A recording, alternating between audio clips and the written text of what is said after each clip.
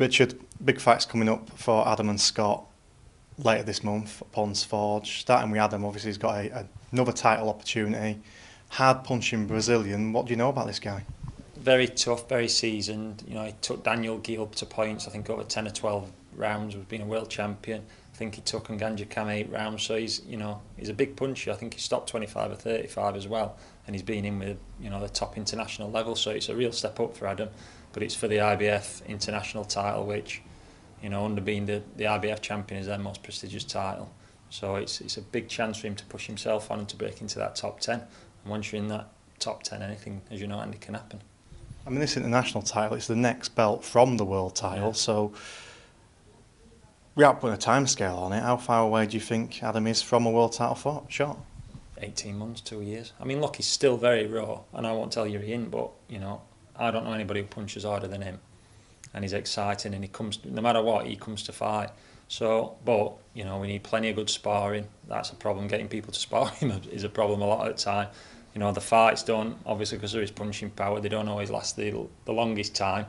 So it's just completing his education as he goes along through training, sparring, and he keeps delivering on the night. I've put him in with quite a few kids and thought, Abramenko, we won his first IBF title from. He'd never been stopped. He boxed for the European, gone on points with some good European class kids, and I thought, if he does stop him, it'll be right at the end. But it's a good 10-round learning fight for him, and he demolished him in 4 rounds. So it's difficult, but he's doing everything right.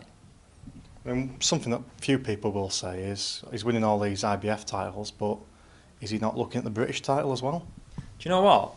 And it's no disrespect to British title, but I'm not, because if you look at it recently, there's that many fights that should have happened for British titles or have been made, and they haven't happened. I mean, as an example, look at that Jazza Dickens, Gavin McDonnell. He's gone to purse bids, pulled out at purse bids, done a deal to do it, and then a few weeks before it's supposed to be on, no, we're going to vacate and do something else.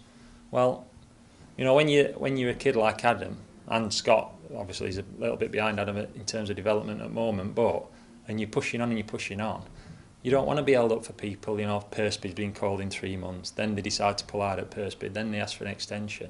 Before you know it, you can have lost 6, 7, 8 months.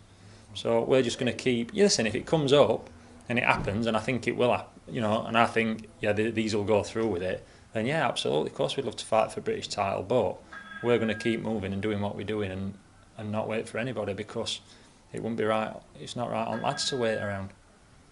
And moving on to Scott, fair to say he's a little bit behind Adam now, but he's boxing 6 rounds this next fight. Yeah. What's the plan with him? Are you going to be stepping him up later in the year?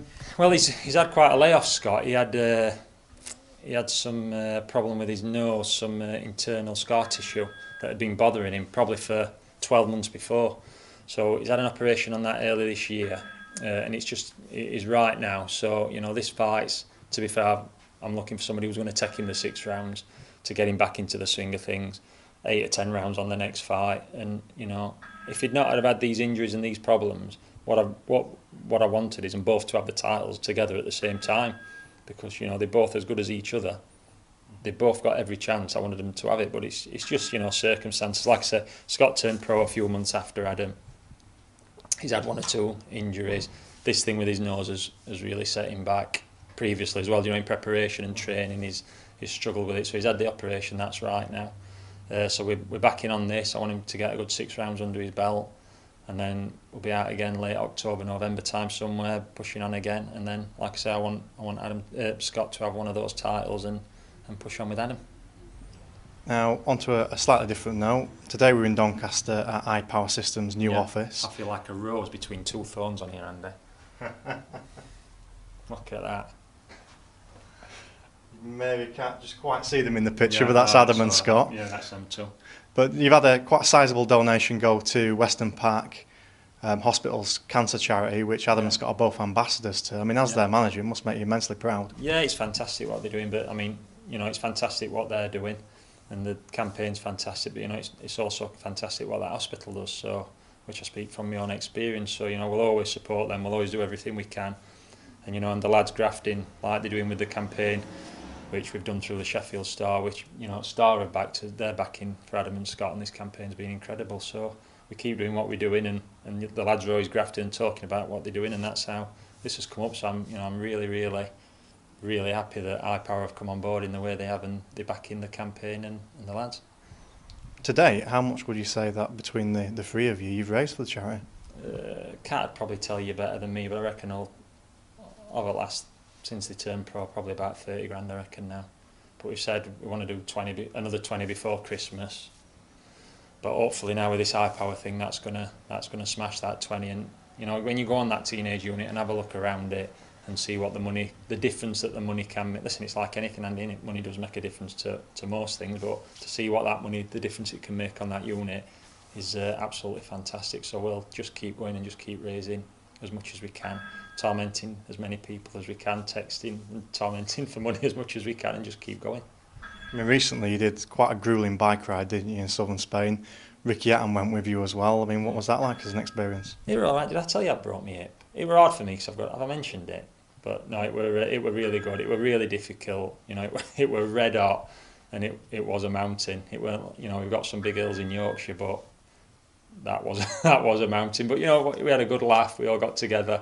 It was a good experience. We went and did it. And we raised a few more quid, and you know, got the as well for the charity. You know, it's great to have the money, but like you say, it's also great to have the branding everywhere we do and everywhere we go. Lads are branded like Formula 1 drivers up in it, so it just keeps it going. But yeah, the bike ride were good, raised some more money, and these two are going to chuck themselves out of I think Adam's doing Great North Run, I think, next week. Then they're going to chuck themselves out of a plane later on, and then we've got the boxing dinners and other stuff coming up, so it's all go. Excellent. Well, cheers for that. No, and thanks for coming. Thanks, Andy.